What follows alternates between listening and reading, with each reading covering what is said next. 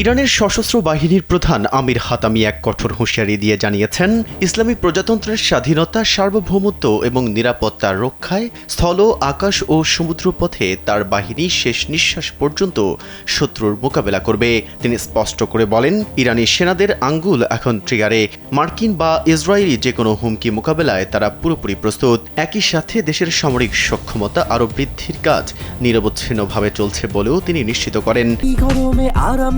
হবে না হাহুতাশ, ঘুরলে পরে ওয়ালটন ফ্যান বাতাস আর বাতাস। এদিকে আল জাজিরার প্রতিবেদন অনুযায়ী রোববার ইরান জানায় যে যুক্তরাষ্ট্র যতক্ষণ পর্যন্ত তাদের বন্দরের ওপর থেকে নৌ অবরোধ তুলে না নেবে ততক্ষণ এই গুরুত্বপূর্ণ হরমুজ প্রণালী সম্পূর্ণ বন্ধ থাকবে। এর ফলে ফি প্রদানের মাধ্যমে জাহাজ চলাচলের যে শিথিলতা দেওয়া হয়েছিল তাও বাতিল হয়ে গেছে। আইআরজিসি কড়া বার্তা দিয়ে বলেছে, যদি কোনো জাহাজে নিষেধাজ্ঞা অমান্য করে হরমুজ প্রণালী দিয়ে চলাচলের চেষ্টা করে তবে সেটিকে সরাসরি সামরিক লক্ষ্যবস্তু করা হবে।